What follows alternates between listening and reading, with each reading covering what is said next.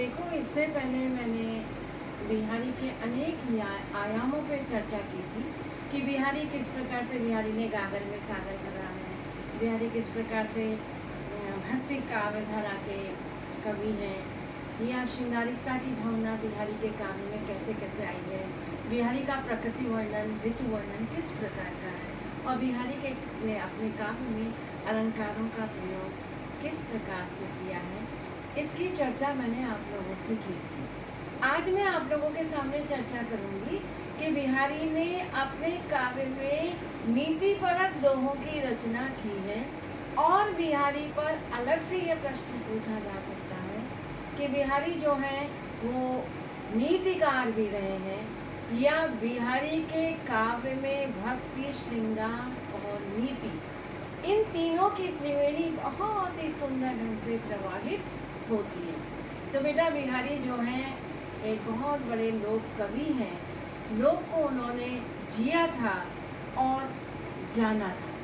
तो लोक से जुड़ना यानी जीवन से जुड़ना है।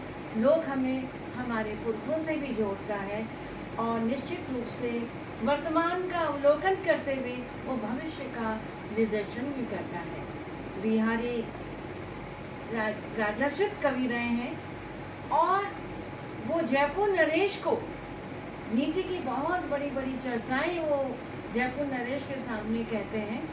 वो नीति से भरी उनकी चर्चाएं हैं कि जहां वो कहते हैं कि स्वार्थ सुकृत न संविधा, देख विहंगम विचार, बाज पर आए प्राणी पर तो पंछी न मार। यानी अपनी बहुत सुंदर अन्योक्ति के माध्यम से वो इस बात को कहते हैं कि सामान्य रूप से ये पक्षी के रूप में बात है कि पहिलिया पक्षी को पाल रहा है और पक्षी को कह रहा है कि ये बाज पक्षी तो अपनी जाति के पक्षियों को मत मारे। बिहारी कह रहे हैं क्योंकि वो बहेली की अधीनता को स्वीकार करके अपने ही पक्षी जातियों को मारता है, कोई अच्छा कार्य नहीं करता है और उसका श्रम भी बेकार जाता है। मुख्य रूप से जो अर्थ बिहारी कहना चाह रहे हैं राजा जयसिंह से, ये राजा जयसिंह तो मुगल बादशाह औरंगजेब की पराधीनता को स्वीकार करके अपने ही हिंदू राजाओं को मत मारो, तुम ये जो कार्य कर रहे हो तो कोई भी अच्छा कार्य तुम नहीं कर रहे हो, इसमें तुम्हारा परिश्रम भी बेकार जा रहा है। तो इसलिए अपने मन में मनन कर लो, मंथन कर लो, चिंतन कर लो। बिहारी बराबर इस बात की चर्चा करते हैं। इसके साथ साथ वो ये भी चर्चा करते हैं कि अजो तरियो ना ही रहियो, सुत से वत एक रंग, ना कबा सबे सी रहियो, वसी मुक्तन के संग। यानी सांसारिक व्यक्तियों को सावधान करते हुए, उदाहरण देते हुए बात समझाते हैं। बिहारी कहते हैं कि ऐसे संसार में कर्मकांड को करते हुए, स्मृति ग्रंथ को सुनते हुए तुम इस संसार सागर में ही डूबे रहोगे। इसलिए तुम क्या करो, जिन साधुओं की आत्माएं मुक्त हो गई हैं, शरीर से जो मुक्त हो गए हैं, उन साधुओं की संगति करो, मोक्ष को प्राप्त हो जाओगे।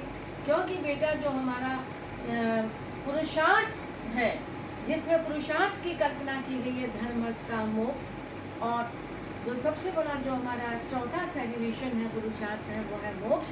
और मोक्ष की प्राप्ति कब होगी? जबकि हम शरीर को त्याग करके आध्यात्मिक रूप से मुक्त हो करके उन आत्माओं के साथ में विचरण करेंगे, तभी हमें मोक्ष की प्राप्ति होगी। बिहारी बार बार अपने दोहों में जो नीति की चर्चा करते हैं, वो ईश्वर के सुमिरन की चर्चा करते हैं। वो कहते हैं जम करी तर हरि परियो, धर हरि चित लायो। बार बार वो कहते हैं विषय तृषा परिय जो, नर हरि के गुण गाओ। हे भक्त, तुम अपने अंतःकरण में क्या करो, परमात्मा का सदैव गुणगान करो। हमारे यहाँ साधु संत बड़े बड़े अपने उपदेश देते हैं, तो बिहारी भी कह रहे हैं जम करी मुँह तरहनी परियो, क्योंकि हमारे सामने काल रूपी हाथी खड़ा हुआ है और न जाने कब आप मृत्यु को प्राप्त हो जाओगे। इसीलिए अपने अंतःकरण से उस परम ब्रह्म परमात्मा का, परमेश्वर का तुम ध्यान करो, जिसके द्वारा तुम्हें मोक्ष प्राप्त हो सकता है। इसके साथ साथ बिहारी कहते हैं दीर्घ सांस न लई, दुख सुख साई नहीं भूली, दई दई क्यों करत है, दई दई सो कबूली। मतलब तू लंबी लंबी सांसों को ले रहा है और परमात्मा को भूल रहा है। इसलिए ऐसे समय में तो उस परमात्मा को बराबर सुमिरन कर, उसको स्मरण करो, क्योंकि कभी ने भी कहा है दुख में सुमिरन सब करे, सुख में करे ना कोई, जो दुख में सुमिरन करे दुख काहे को होय। तो बिहारी बराबर नीति की चर्चा करते रहते हैं और वो बार बार कहते हैं कि भगवान को स्मरण करने से हमारा मन कैसे स्वच्छ और निर्मल हो जाता है। इस बात की चर्चा बिहारी कहते हैं कि यह अनुरागी चित्त की गति समझे नहीं कोई, ज्यों ज्यों बूढ़े श्याम रंग त्यों त्यों उज्जल पे। वो जो परमात्मा है, उस परमात्मा के प्रति हम अपने मन को लगाते हैं, ध्यान को लगाते हैं, तो जितना जितना हम परमात्मा में, प्रभु में लीन होते हैं, उतना उतना हमारा मन निर्मल और स्वच्छ होता जाता है। फिर बिहारी कहते हैं, जब माला छापा तिलक सरे न एको काम, मन काचे नाचे वृथा साचे राचे राम।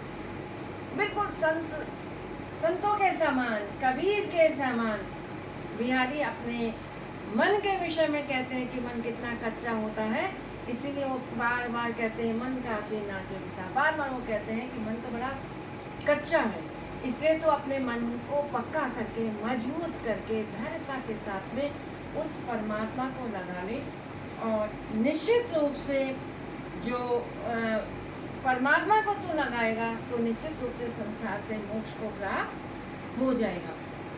और बिहारी कहते भी हैं, बसे बुराई जासु तन ताही के सन्मान, भलो भलो कहीं छोड़िए देखो गृह जपदान। मतलब जो ये बिल्कुल सीधे सीधे नीति की चर्चा बिहारी कर रहे हैं कि बसे बुराई सो, मतलब जिस व्यक्ति के शरीर में, जिस व्यक्ति के अंतःकरण में कितनी ही बुराइयां क्यों ना हो, लेकिन तुझे उसकी बुराइयों को सम्मान पूर्वक हटाना पड़ेगा, मान पूर्वक हटाना पड़ेगा। उसकी आलोचना करके आपको बुराइयों को नहीं उठाना पड़ेगा, सम्मान पूर्वक। इसके लिए बहुत सुंदर उदाहरण देते हैं।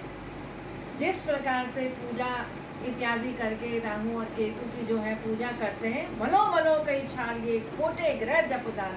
जो हमारे खोटे ग्रह होते हैं, राहु है, शनि है, इसमें हम जप दान इत्यादि को करके ही क्या करते हैं, अपने से पीछा छुड़ाते हैं।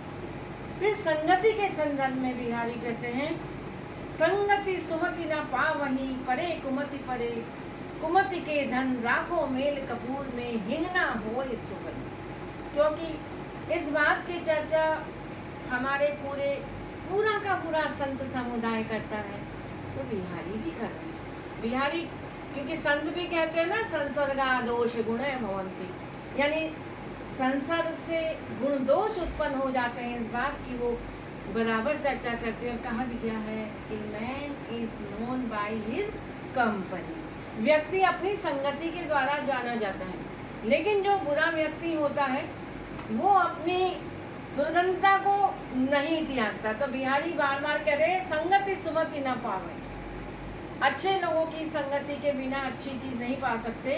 कुमति परे कुमति के धन, यदि बुरे व्यक्ति की संगति में अच्छा व्यक्ति चला जाएगा तो वो क्या करे, परे कुमति के धन राखो मेल कपूर में। कपूर में आप कितना ही आप हींग को रख लो, लेकिन हींग अपनी हींगता को नहीं त्यागेगा। इसी प्रकार से जो दुष्ट व्यक्ति होता है या बुरा व्यक्ति होता है, वो अपनी बुरी आदतों को सहजता से नहीं त्यागता है। दूसरी बात मैंने आपको बताया था कि बेटा बिहारी नीतिकार भी हैं, लोक कवि भी हैं।